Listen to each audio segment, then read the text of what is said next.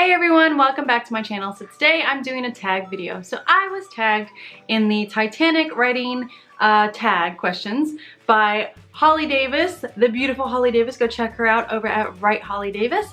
And yeah, let's get into it. So question number 1, Rose, describe what makes your main protagonist internally strong. My main protagonist is Lexi, who is really internally strong because she's kind of had to grow up a little bit faster than everybody else. So when her parents were killed, she was still a teenager. She was still the age of 16. So her parents were killed, and so she had to, I guess she's just had to live her life having two sides to it, because her parents did work out in space in what they call the royal galaxies or the royal constellations. And then she's also had to have her life on Earth. So having that balance has really kind of made her strong. And then also the fact that she can't tell anybody on Earth, because it's like our Earth where people think you're crazy if you start talking about aliens. So she's had to do that. She's had to keep the secret, and she's part of a very small amount of people on Earth who actually know about the royal constellations out in space. Question number 2. It's been 84 years. Does your book have flashback scenes? Sorta. So mine does have a scene that's kind of a flashback scene, but it's kind of not, and I don't know how to describe that without really giving it away. But so I'm gonna go with kinda has one, sort of happy. It doesn't really have any other like normal flashback scenes throughout the whole book, because basically this book starts and runs, and you kind of just have to keep up with it, and there's no like flashbacks for it. So there's really no flashback scenes. There's like a asterisk next to that where it's like there's kind of sort of one, but you're gonna have to read the book to figure it out. There you go. Question number 3, Jack, what makes your main love interest so lovable? So my main love interest is, his name is Trent, and the poor dear goes through a life-changing situation through this book. But really one of the main things, or some of the main characteristics that I tend to love in people, and it's loyalty, and it's that willingness to fight and protect those around them, even if they don't know who they are or anything like that. They'll stand up for what's right, and they'll protect what they think is right. So I really find that as a great quality, because I don't know, I guess being raised by military parents, that really really stuck with me. Yeah, so that's why he's absolutely lovable.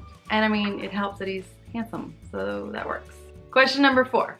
I'm the king of the world. What line or scene from your book could people easily quote or talk about after reading it?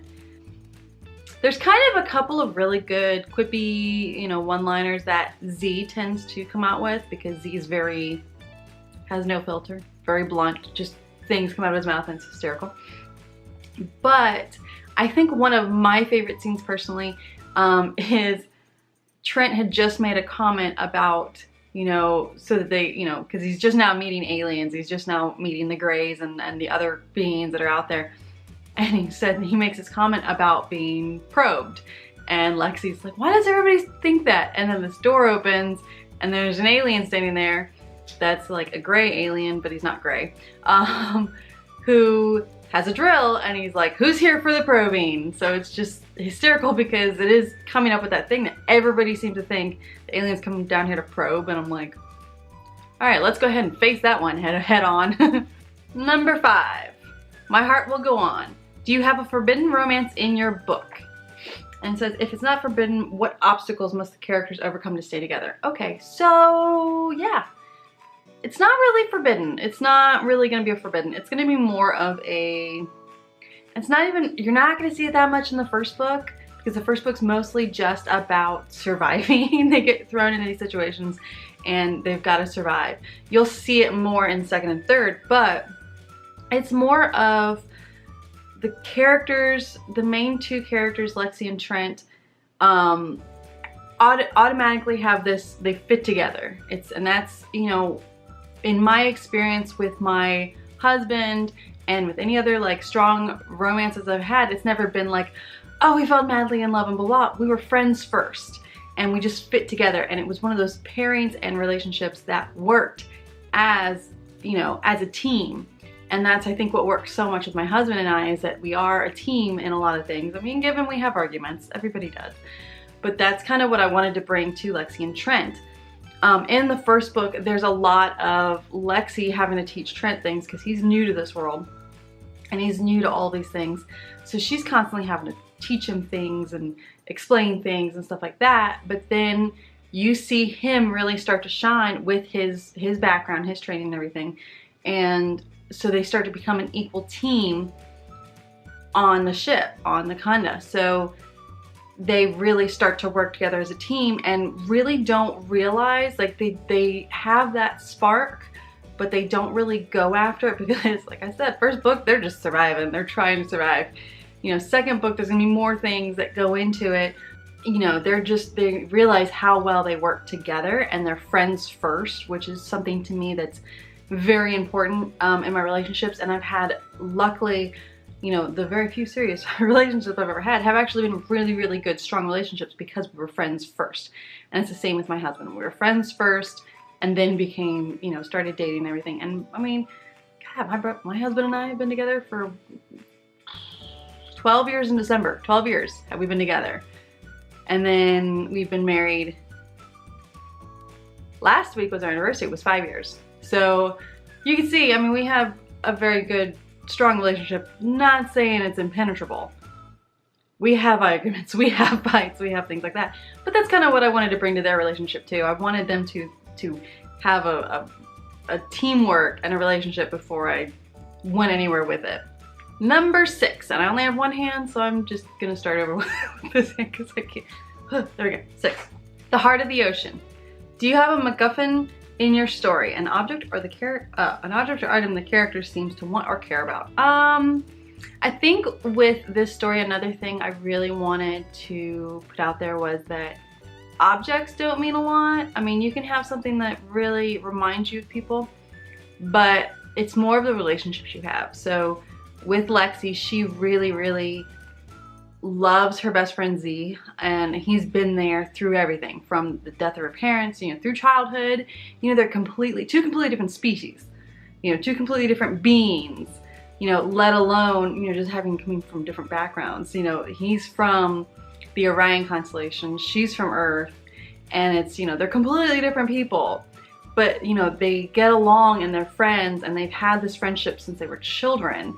And he's been through, you know, through the death of her parents, through everything that she's had to go through. They were together in the academy. So there's things like that. Like, the relationships is really what I wanted to focus on as the important item. I think if there was an actual object, it would probably be the Kanda itself, because the Kanda is a symbol of what she wants. She wanted to follow in her parents' footsteps, and she wants to be a 3-star captain, and this is like her goal in life. Like, when people talk about like their 5-year, 10-year plan, like that's her goal, is to like get 3 stars, and really just do her job and do it well. And so the Kanda is really one of those things that she attaches to because it's her home. It's her home off of Earth. So there's that. Number 7, paint me like one of your French girls. All right. Is there a scene in your book that you'll be embarrassed by when your family reads it? Not in this book. Not in the first one. The other two are gonna get a little more adulty, and I don't mean that in like pornographic. I mean that more in like they're gonna have more adult situations and conversations and things like that. The first one, like I said, is basically survival. They get thrown into, and I'm not going to say this world because I feel like that's very stereotypical of writers. They get thrown into this world.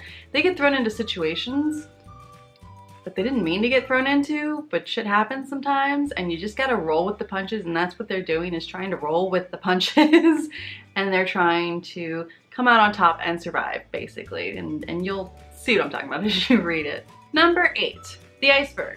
How do you spot plot holes or icebergs in your story, and what steps do you take to fix them? So really the main plot I've been working on for like 7 years. I want to say it was 7 years. So the main plot is basically good. I really did a lot of pre-planning, pre-planning with that. But I think with the subplots that go under it, I do sometimes have to work through this a little bit.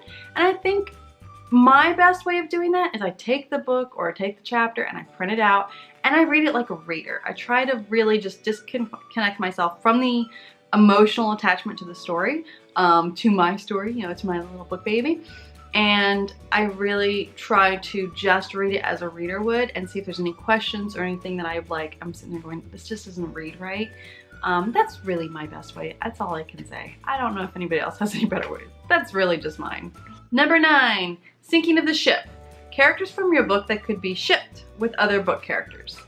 It would probably be characters from the Hollows series by Kim Harrison. That has been my all-time favorite series, like, since I started reading it, which was, I think she was like 7 or 8 books in at that point. I absolutely fell in love with her style of writing. I absolutely fell in love with her characters, and I think it was because of their flaws. And because of the fact that they were more normal to me, they weren't like, oh, this perfect girl that could do this amazing thing that, you know, stumbled into something and doesn't want to do it. Oh God, I don't want to, you know. I don't know. It's just, I feel like there's a lot of stereotypes when it comes to, you know, the mainstream books. And I feel like Kim Harrison really managed to make these characters more lovable because of the fact that they did have flaws, because they were more lifelike to me. Jinx is totally a lot like Z. And Jinx is a pixie. If you guys never read Hollow series, which you need to, go check it out. Jinx is a pixie who has a foul mouth and really no filter, which basically is a lot like Z. And that was one thing that made me really love him, was because he reminded me of a lot of my friends. So Z has a lot of characteristics of all my friends that I picked here and there. And it's the same thing with Jinx. Like, that's why I think I fell in love with him so much, because I was like, it reminds me of like people I love. And the same with the main characters. They're not, you know, doing everything perfectly, looking stylish while doing it. They mess up, they screw up, and they have to deal with the consequences of their screw ups. So that's just kind of, that's what I'm thinking. It's Kim Harrison, the Hollow series. Check it out if you haven't, because it's an amazing series. Last question, number 10. I'll never let go. Is there a character you've written that would be the hardest for you to kill off if you ever had to? Let's see here. Really, I think I kind of have to go with Z on this one. I really love Z. I just love his honesty and how open he is, and he's like, this is who I am, whatever. And I love everything about him. And like I said, because I did put so many pieces of my actual best friends into him, that, you know, it's just like, I think killing him off would be like killing off my friends a little bit. So that would be depressing. I don't think I could do that. It's one of those things though, as, you know, writers, we have this morbid place where we're like, oh, you love this character, we're killing it, you know? So yeah, I don't think it's gonna happen. I've plotted the second book. I haven't plotted, or I've outlined the second book. I haven't plotted or outlined the third book yet. I know where it's gonna go in the main plot. I don't know what's gonna happen with the characters really, and I don't really know how the end's gonna be. So yeah, I don't know, but that would be, Z would be the hardest one. Like, I would cry for that one if I ever decide to do that. I don't know. I just love Z too much. Alright, so that's it for the Titanic writing book tag, and I hope you guys enjoyed this video. Check out in the description box below, because I will tag a couple of you people to go ahead and do it as well.